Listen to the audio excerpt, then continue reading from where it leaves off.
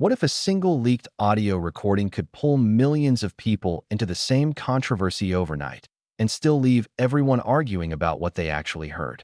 Because that's exactly what happened here. No announcement, no warning, no official explanation at first. Just a recording quietly appearing online and then spreading fast enough to take over social media within hours. Twitter clips, reaction videos, commentary breakdowns, and reposts flooded every corner of the internet. And suddenly, a private conversation allegedly tied to a high-profile situation became global fuel for debate. At the center of it was an audio clip that people described as calm, casual, almost normal in tone. But that's exactly what made it disturbing for so many listeners. There was no shouting, no chaos, no obvious confrontation. Instead, what people heard were relaxed voices, familiar language, and personal exchanges that sounded like a private moment captured without permission. Mentions of encouragement, informal nicknames, and conversations that felt intimate in tone started circulating everywhere in short fragments. And once those fragments were isolated, replayed, and edited, the meaning began to shift depending on who was listening. The moment the audio hit the internet, interpretation took over reality. People started replaying it again and again, trying to catch something new each time. Every pause suddenly felt important. Every word was analyzed like evidence. Every tone shift became a potential clue. And within that chaos, two completely opposite narratives began forming at the same time. One side believed the recording revealed something deeply concerning happening behind closed doors. The other side insisted the clip was being misunderstood, taken out of context, and amplified far beyond what it actually showed. But the internet doesn't wait for certainty. It fills gaps instantly. And that's exactly what happened here. As the audio spread further, speculation grew faster than facts could catch up.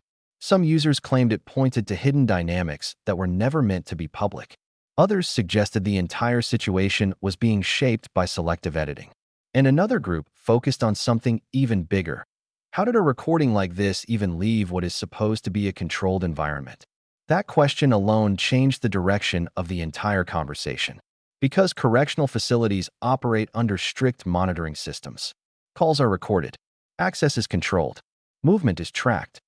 So if the recording is real, then its existence raises immediate concerns about how it was obtained, who had access, and how it reached the public. But even that part remained unclear. No verified origin was confirmed in a way that satisfied public curiosity, and the silence around it only made the speculation louder. As the clip continued circulating, the debate shifted again, this time into a much more complicated space: privacy, consent, and legality.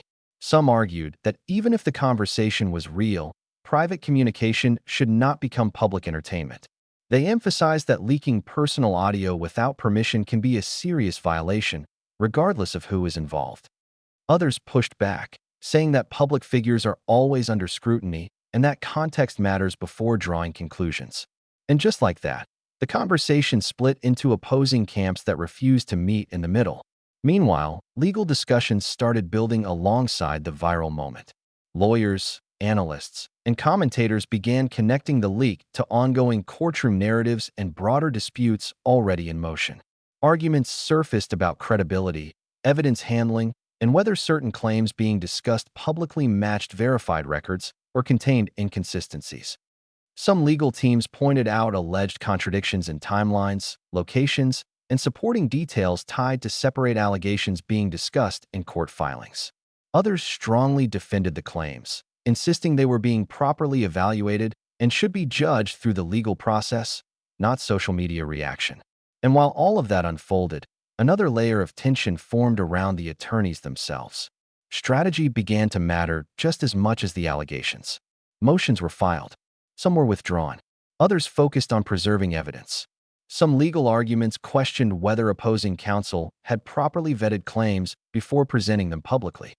And in response, opposing sides defended their due diligence and maintained that the process was being handled according to legal standards. The courtroom battle wasn't just about the original claims anymore. It became about procedure, credibility, and how much weight should be given to public narratives forming outside the courtroom. But even with all the legal complexity building, the internet stayed locked on the audio. Because it was simple, immediate, and emotionally charged in a way legal documents never are. People weren't just analyzing facts anymore. They were reacting to tone, perception, and implication. And once that happens, the story stops being about evidence and starts becoming about belief. At the same time, another question refused to go away. If this recording truly came from inside a controlled system, how was it leaked? Was it an internal breach? A deliberate release?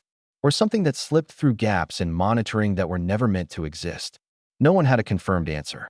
But the uncertainty itself became part of the story, because mystery spreads faster than resolution ever can. As days passed, the situation didn't fade. It expanded. New commentary videos appeared. Old clips resurfaced with new interpretations. Entire breakdowns were created from seconds of audio. Some claimed hidden meaning in pauses. Others insisted the entire reaction was exaggerated. But none of it fully resolved what actually happened behind the original recording or how it should be understood. And that's why this story kept growing instead of disappearing. Because it wasn't just about what was said in the audio. It was about everything surrounding it. The secrecy, the legal tension, the unanswered questions, the competing narratives, and the way modern audiences consume controversy like a puzzle that must always have a hidden final piece. In the end, what remains is uncertainty.